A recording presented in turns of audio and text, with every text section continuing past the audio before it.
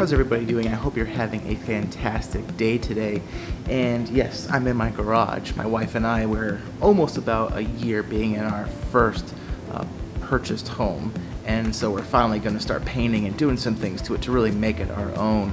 And so I'm actually, you can see that I'm redoing my desk. But anyways, and there's gonna be a whole nother video about that, showing that whole process. And there's a couple other things that I'm doing that I am in the process of recording that's taking several days to film. So, but we'll get all into that later.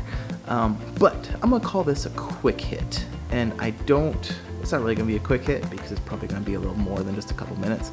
But there's something that I wanted to talk about that sort of, bothered me, I guess you can say. I'm a member of the Wedding Film School Facebook group, and it's a great group for wedding videographers because you're getting some constructive criticism or feedback on your wedding videos. You're learning from others who've been doing wedding videography for a longer period of time. You're also learning from other people's successes and their failures, but it's just a great group of collaboration and community in this Facebook group. But over the last couple months, there's been a series of videos talking about this topic, and it's not so much the topic that's bothered me, it's the responses to that topic that's bothered me. And it goes like this. You're a wedding videographer, you take all day and you film the wedding, you take it home, you edit it, and you turn it into the couple a few days or whatever, a few months, a few weeks, whatever it is, later, and you're expecting just heaps of praises upon you about how great you are, how you're a masterful artist, and all this kind of stuff. And so you finally get some feedback. You get a text message, Facebook message, email, phone call, whatever, and you see it's from the couple, and you're like, oh, this is gonna be good.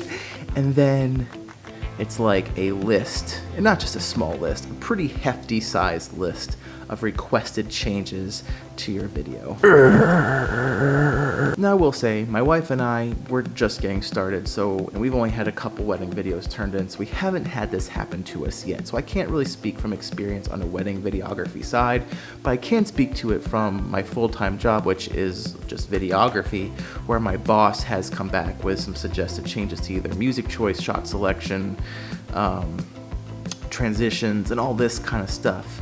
And I know how it feels when you get that feedback and you're expecting praise, and then it's like almost like a slap in the face. And Scott McKinnon, I know many of you the few of you who watch my videos know I've mentioned him before, but he's another videographer who is actually the administrator of Wedding Film School on YouTube and the Facebook page.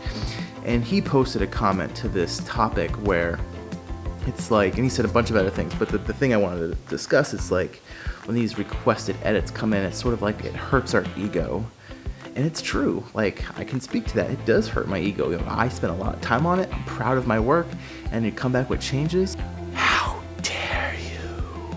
I don't think, and then you tend to blame the couple for it. You blame the person who's requesting it. It's like, what do you guys know? You guys don't know what you're talking about. You hired me, the specialist, the wedding videographer, to film your wedding. You should be grateful that I went to your wedding day and filmed all your stuff. You should be thankful for that. I don't know if that's actually how anybody truly feels or reacts, but that's just like some of the, it felt when I read a lot of those comments on those few posts that I've seen regarding this topic, it seemed like a lot of venom spewed towards the couple.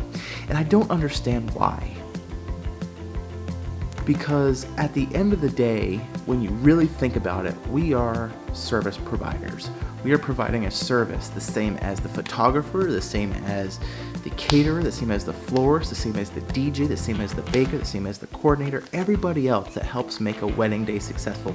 We are the same as all of them.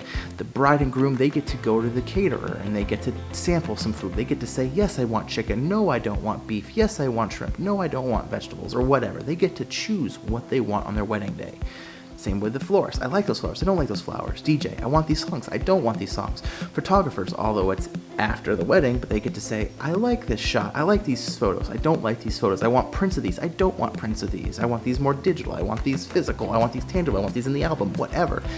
There's still a level of choice and a level of service that they're getting to have. But with wedding videography, it seems like as soon as the wedding video is turned and it's like, good luck, thank you, have a great day, and we take their money and we move on to the next one, and it's like they don't have a say in any aspect of the wedding video, and I don't think that's fair to an extent. Now don't get me wrong, like it's not as simple as, you know, I want this food, I don't want this food, I want this song, I don't want this one, I like these flowers, I don't like these flowers.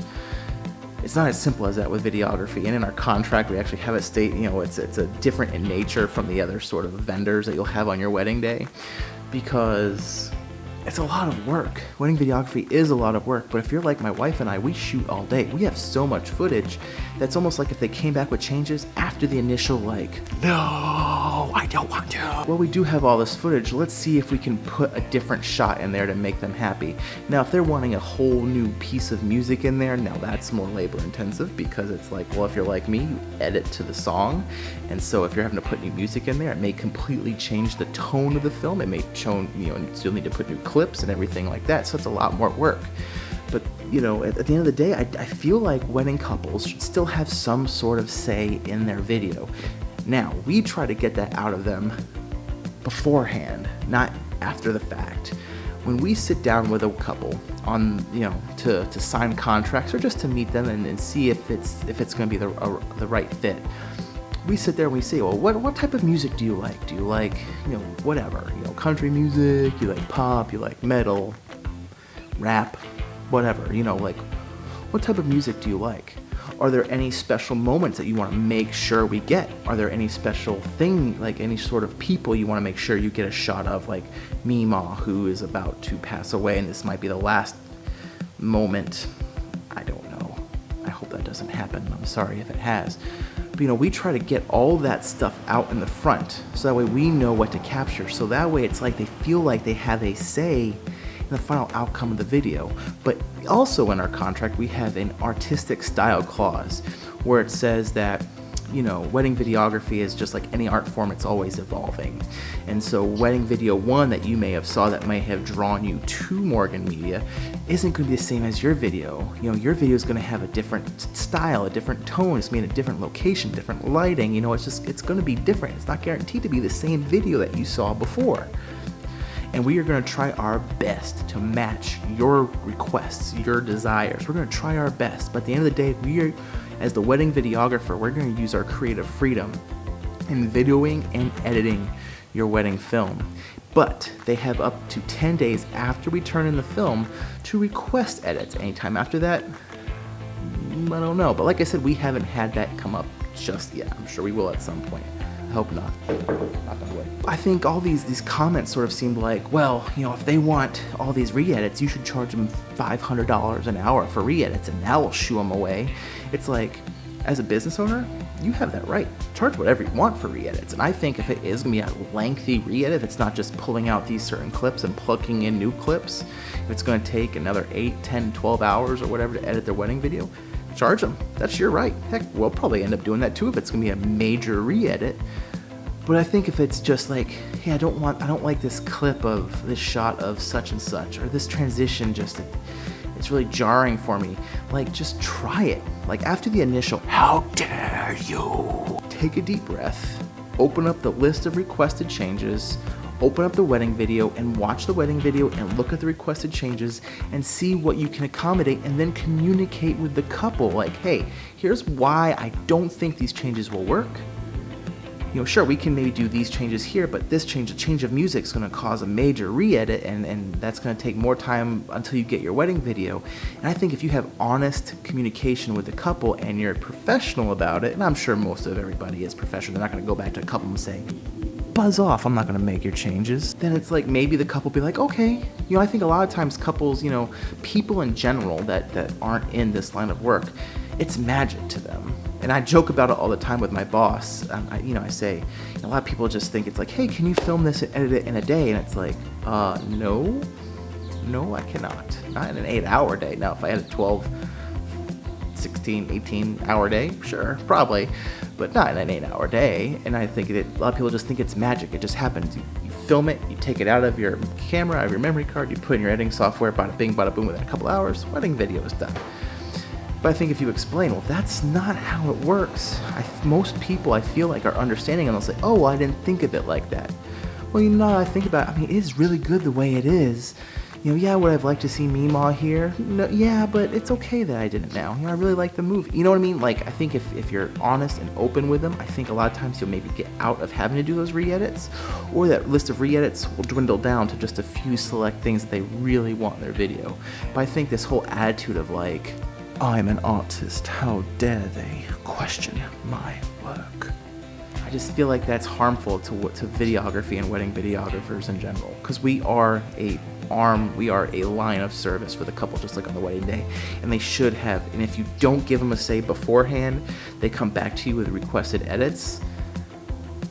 I say, they paid you for that work, and yeah, you showed up and you gave them a product, but they didn't get any say in it. You just showed up and filmed stuff, and you didn't let them have some kind of say in the song choice or in what they want you to definitely film. I think that's kind of our fault then as videographers for not getting their input, because it's sort of like if you're on a movie set, you have the executive producers or you have this movie studio or whatever. They're ultimately going to have a say. They want to know, like, hey, I don't want this character or this actor to be cast in the movie, or no, I don't like that series of shots. So then they go and pay millions of dollars to reshoot the whole movie because they didn't match the tone they wanted. It's the same thing. The couple are sort of our executive producers. They're paying us to make this wedding video. They should feel like they have some sort of control and some sort of say in the product that they're spending their hard-earned money for.